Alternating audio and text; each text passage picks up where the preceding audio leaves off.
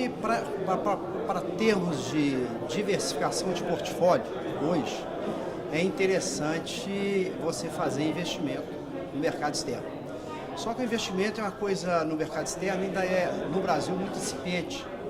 A legislação começou há pouco tempo e não tem muitos estudos com relação ao que se fazer lá fora. Existe um consenso, mais ou menos, do pessoal do Comitê de Investimentos, da Nacional de Investimentos, que seria mais ou menos em ações, não em empresas de private equity. A quantidade que o pessoal pretende investir ainda está muito complicada por causa do conflito que existe na própria legislação, que ela te obriga a aplicar 25%, então eu tenho que procurar com mais 3 sócios, eu tenho que ter 4 sócios, isso é um problemão. Por quê? Cada sócio tem a sua necessidade. Um quer liquidez em 1 ano, 2 anos, outro quer em 3, em 4 ou 5, se o fundo tem low cap, se o fundo é fechado ou não, se é um fundo com liquidez diária ou não. Então isso complica muito. Outra coisa que dificulta essa aplicação lá fora, que eu acho que a Previc deve alterar essa legislação em função disso aí. Outras dúvidas, por exemplo, é com relação à taxa de performance que eles cobram lá fora. Se eu ganho em cima de um business que eu apliquei lá fora, é justa a cobrança de taxa de performance. Mas se eu tenho uma valorização na minha cota puramente pela variação cambial, então isso não é o business que eu fiz lá fora, eu não apliquei em fundo cambial, então não deveria se cobrar essa taxa de performance. Então tudo isso é discussão que está indo ainda no nosso âmbito aqui da Comissão Nacional de Investimentos com relação ao que se fazer. Uns acham que a Europa é um investimento melhor do que os Estados Unidos, então tem também a questão da regionalidade, onde aplicar, qual fundo de pensão fica nos Estados Unidos, qual fica na Europa, se fica mesclado. Então tudo isso é uma coisa que eu acho que até o ano que vem já vai estar mais esclarecido. Nós na Forluz, junto à comissão aqui, eu tenho conversado com vários diretores de fundo de pensão, a gente tem discutido muito esse assunto, mas é um assunto complicado também, por causa, outro problema é o hedge cambial. É necessário o hedge cambial ou não é necessário o hedge cambial para se investir lá fora? Se for necessário, quanto custa? Se não for, se der errado, o que vai acontecer? Em relação até à legislação para a Previc. Então são coisas assim que ainda estão sendo maturados os estudos para a gente ter uma decisão de como fazer. Eu acho que a entidade pequena, a questão da expertise, ela vai contratar um gestor, uma entidade que tem expertise para fazer isso. Eu acho que até ela deve, como diversificação de portfólio, e não ser punida porque é pequena.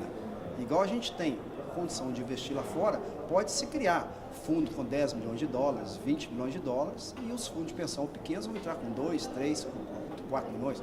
Acho isso perfeitamente plausível, não precisa de ter essa estrutura interna, desde que você escolha um bom gestor, um gestor de histórico, que você conheça no mercado, você segue por ele, e eu acho que está tranquilo. Eu acho que o problema que eu até coloquei ali, nós temos um problema que começa muito sério, porque depois que passam-se os fatos, adivinhar o passado é a coisa mais fácil. Eu falo que o melhor MBA que existe é aquele que adivinha o passado, né? Então, como eu disse ali, desde 2007, o Brasil conseguiu lá o grau de investimento. A discussão do mundo seria como os fundos de pensão vão agir agora no ambiente de juros baixos. Bom, estes juros vêm caindo desde 2007. Houve uma janela de oportunidade muito grande quando veio a crise em 2008. A Forluz alongou grande parte da carteira dela naquele momento, com juros muito mais altos, e conseguimos um bom desempenho, um superávit grande em função a isso. Bom, aí agora vem a instrução a 26, que fala que você tem que equacionar um determinado déficit em determinado prazo. Ora, se você tem um sistema de OLM que você mostra que o seu ativo está casadinho com o seu passivo, que você não vai precisar de vender nenhum ativo para fazer face às suas obrigações, você pode até o final. E esse final, então, representa o mesmo dinheiro. Tá? Se eu tirasse no meio do caminho, numa eventual marcação ao mercado, eu poderia ganhar ou perder. Mas já que eu vou até o fim, Então não tem essa necessidade de equacionar um déficit que não existe, que é puramente contábil. Então imagina só que eu faço um LM e eu estou superavitário até o último participante. Faz a marcação a mercado, um efeito contábil que hoje, ano passado, eu tinha um superávit muito grande, hoje eu já não tenho. Como que a coisa muda assim? Não muda, o dinheiro é o mesmo. Então, se eu tiver que chegar à minha patrocinadora e pedir dinheiro emprestado, fazer, me dá dinheiro aí, aumenta a contribuição do participante, o meu LM lá no final, em vez de eu ter uma relação de ativo sobre passivo, que eu já tenho hoje, de 3,5, eu vou ter de 5,0, de 6,0, ou seja, eu estou pedindo dinheiro para distribuir superávit, mais superávit lá na frente, então não tem sentido.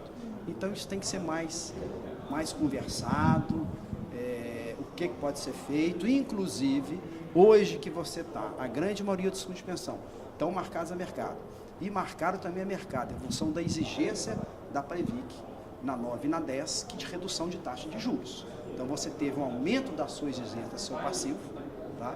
E teve que marcar o seu ativo a mercado para cobrir essa exigência. Tá? Então, hoje, na marcação a mercado, você está muito equilibrado, ou até em déficit, com relação ao seu passivo, déficit contábil e momentâneo. Como você tem 2 anos para acertar isso, aí vem investimento em infraestrutura.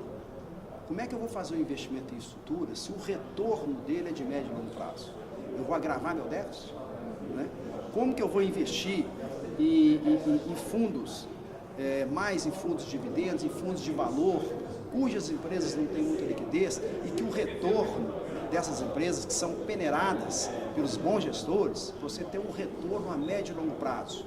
Quer dizer, o ano que vem eu dou 0 de retorno, esse ano eu dou 0 de retorno, eu dou 2%, vai agravar meu déficit. Então os fundos de pensão hoje não tem mais gordura para ficar aguardando bons investimentos que rendam bons frutos lá na frente, em função desse curtíssimo prazo que estão nos exigindo. Ou seja, o efeito previdenciário acaba, não existe. Outra coisa que é muito importante com relação, igual eu falo, perfis de investimento. Você tem um investidor que escolhe os perfis de investimento. Então, nós lá na Forluz, nós temos um ultraconservador que só tem renda fixa. O participante acha que a renda fixa é um título que nunca vai dar resultado negativo, né? Mas tem dado, por causa da volatilidade dos títulos públicos. Ou seja, se hoje, para eu não ter volatilidade, eu tenho que aplicar num título de curtíssimo prazo, ou seja, uma LFT, que rende só 8% ao ano, cuja inflação está 6,5% ou até para cima, ele vai ter 1% real. Se eu faço a aplicação para ele mais longa, ele tem 5% real. Aí eu estou enganando ele. Você não tem volatilidade, mas em compensação, quando ele for aposentar lá na frente, o dinheiro dele está muito pequeno. Do contrário, se ele tiver volatilidade, agora aguentar isso, mas esperar o vencimento lá, ele vai ter 5% real, 5,5% real, que em nenhum país do mundo existe. Então, essa é uma oportunidade de se alongar e de educação previdenciária, conscientizar os conselhos com relação a isso. Tá? Inclusive, eu coloquei lá, o próprio Tesouro Direto, se você hoje entrar no Tesouro Direto e comprar um título, você vai assustar, porque amanhã você pode perder 5%, e o povão que aplica no Tesouro Direto, esse foi o objetivo da criação do Tesouro Direto, que se aplica até 100, 200 reais, não entende isso. Então, o governo tem que fazer uma educação forte ou mudar a precificação desses títulos no mercado.